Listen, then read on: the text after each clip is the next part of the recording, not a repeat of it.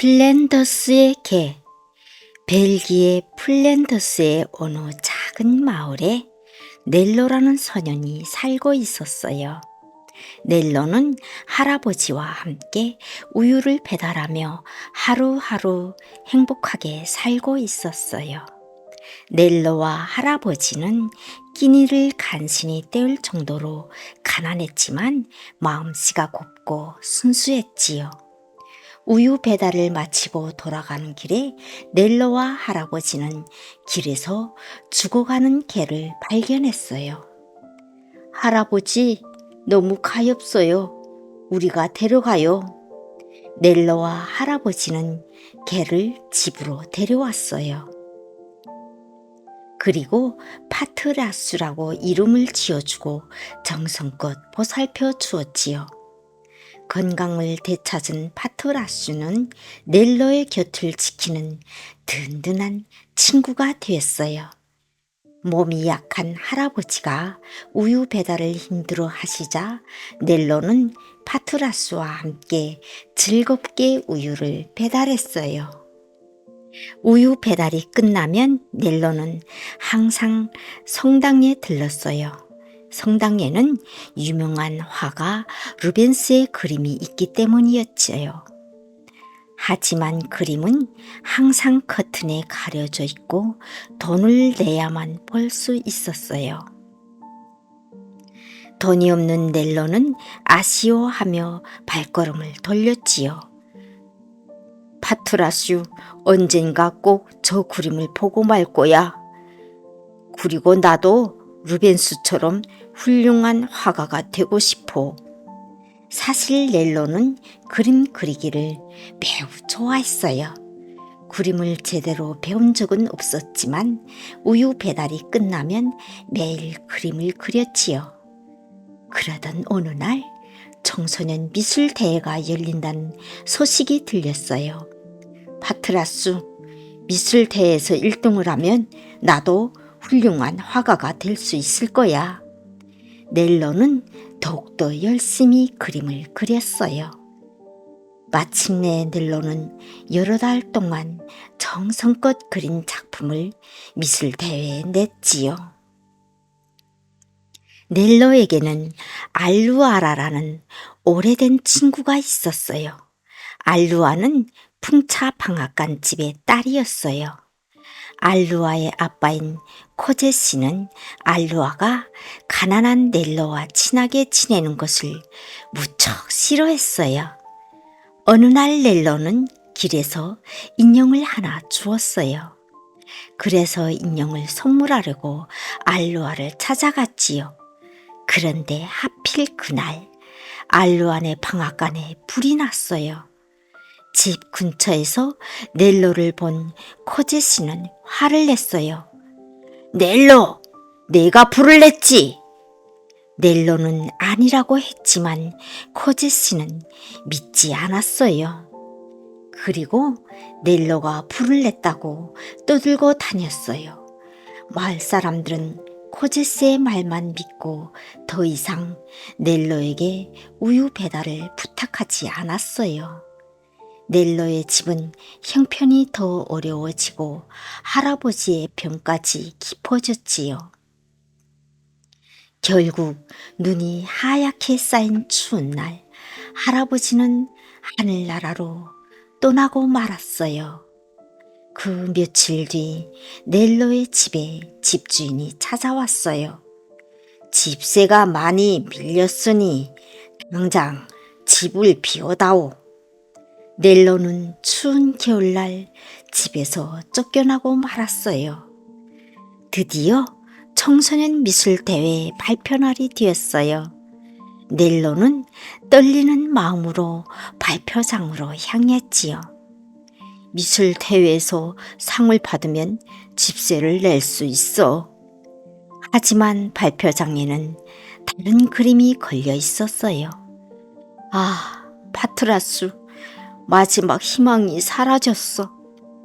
넬로는 어깨를 축 늘어뜨리고 하염없이 걸었어요. 그런데 함께 걷던 파트라수가 갑자기 눈속을 킁킁거리더니 지갑을 하나 꺼냈어요.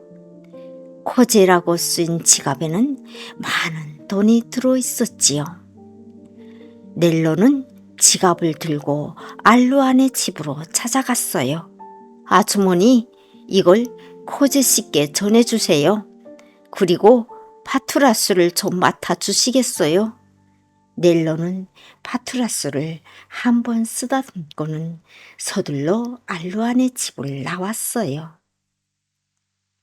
멀어져가는 넬로의 뒷모습을 바라보며 파투라스는 안절부절하다 그 뒤를 쫓아 나갔어요.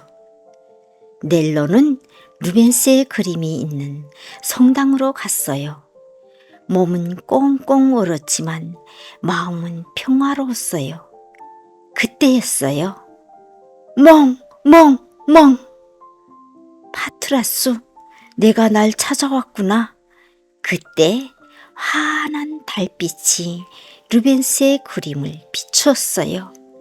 커튼을 젖히자 루벤스의 그림이 나타났지요. 오, 정말 아름다워, 파투라스. 이제 내 소원이 이루어졌어. 하느님, 감사합니다. 다음 날 아침 성당에 온 사람들은 깜짝 놀랐어요.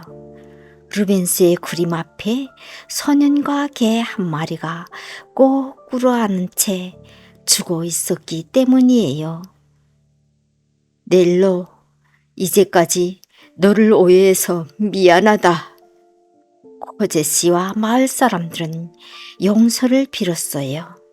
넬로와 파투라스는 행복한 미소를 짓고 있었지요.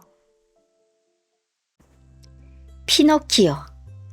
제페토 할아버지는 뚝딱뚝딱 무엇이든 잘 만드는 솜씨 좋은 목수랍니다. 어느 날 할아버지는 나무 인형을 하나 만들었어요. 나에게도 이런 아들이 하나 있으면 좋으련만. 가족이 없어 쓸쓸하던 제페토 할아버지는 나무 인형에게 피노키오라는 이름을 지어주었어요. 그날 밤 푸른 여종이 찾아와 피노키오에게 따뜻한 숨을 불어넣고는 사라졌어요.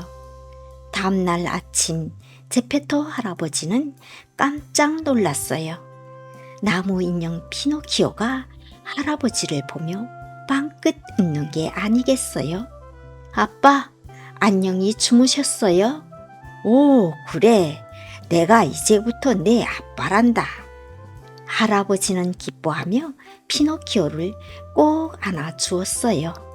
할아버지는 피노키오에게 옷을 지어 입히고 가방도 사주었어요. 피노키오, 너도 이제 학교에 가서 공부를 해야 한단다. 네, 아빠. 학교에 다녀오겠습니다. 피노키오는 제페토 할아버지에게 인사를 하고 학교로 갔어요. 하지만 피노키오는 학교에서 공부하는 것보다 노는 게 훨씬 좋았어요. 어느 날 피노키오는 학교에 가는 대신 인형극을 구경하다가 신이 나서 무대 위로 올라갔어요. 피노키오 때문에 인형극은 엉망이 되고 말았지요. 극단 주인은 화가 나서 피노키오를 창고에 가둬버렸어요. 그날 밤 푸른 여종이 피노키오를 찾아왔어요. 피노키오, 어쩌다 창고에 갇혔니? 학교에서 집으로 돌아가는 길에 극단 주인한테 붙잡혀서 갇혔어요. 피노키오가 거짓말을 하자 나무 코가 쑥 길어졌어요. 피노키오, 계속 거짓말을 하면 코가 하늘 끝까지 길어질 거야. 잘못했어요. 사실은 학교에 안 가고 놀러 다니다가 이렇게 됐어요.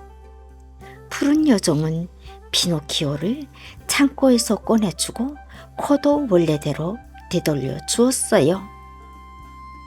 앞으로는 거짓말하지 말고 학교에 잘 다녀야 해. 할아버지 말씀도 잘 들어야 한단다. 네, 여종님, 약속할게요. 하지만 집으로 돌아온 지 얼마 되지 않아 피노키오의 머릿속은 놀 생각으로 가득 찼어요. 그래서 학교에 가지 않고 또 거리를 쏟아냈어요. 어느 날 거리를 돌아다니던 피노키오 앞에 아이들이 가득 찬 마차가 멈춰섰어요. 예, 우리는 지금 놀이나라에 가는 중이야. 거기 가면 지겨운 공부는 하나도 안 하고 하루 종일 놀 수 있단다. 너도 같이 갈래? 피노키오는 마부의 꿰매 빠져 덜컥 마차에 올라타고 말았어요.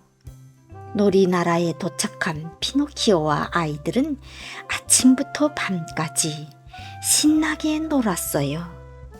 그런데 어느 날 피노키오와 아이들은 서로를 보고 깜짝 놀랐어요. 자신들이 모습이 당나귀로 변해 있었거든요. 당나귀로 변한 피노키오와 아이들은 울면서 서커스단에 팔려갔어요. 서커스단에 들어간 피노키오는 묘기를 부릴 줄 몰라서 날마다 단장에게 매를 맞았어요. 아무짝에도 쓸모없는 녀석 같으니라고 바다에나 던져 버려라. 서커스 단장은 피노키오를 바다에 던져 버렸어요. 바다에 빠지는 순간 피노키오의 몸은 원래대로 돌아왔어요.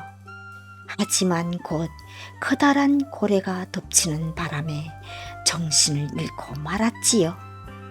피노키오가 정신을 차리고 보니 그곳은 고래 뱃속이었어요. 피노키오는 멀리 불빛이 보이는 곳으로 다가가다 깜짝 놀랐어요. 바로 제페토 할아버지가 있었던 거예요. 아빠, 어떻게 된 일이에요? 내가 없어진 다음 너를 찾으러 헤매다가 바다에 빠져 고래에게 잡아먹히고 말았단다. 피노키오는 제페토 할아버지에게 무척 죄송했어요. 아빠, 어서 여기를 빠져나가요. 피노키오는 고래의 뱃속에 불을 지피기 시작했어요. 뱃속이 뜨거워지자 고래는 기침을 시작했어요. 마침내 고래가 크게 기침을 하며 숨을 내뱉자 할아버지와 피노키오는 밖으로 튀어나왔지요. 할아버지와 함께 무사히 집으로 돌아온 피노키오는 더 이상 말썽을 부리지 않았어요. 꼬박꼬박 학교에 가서 공부도 열심히 하고 다시는 거짓말도 하지 않았지요. 그 모습을 본 푸른 요정은 나무인형 피노키오를 진짜 사람으로 만들어 주었어요. 고맙습니다, 요정님. 앞으로 더욱 착한 아이가 될게요. 그 후 제페토 할아버지와 피노키오는 오래오래 행복하게 살았답니다.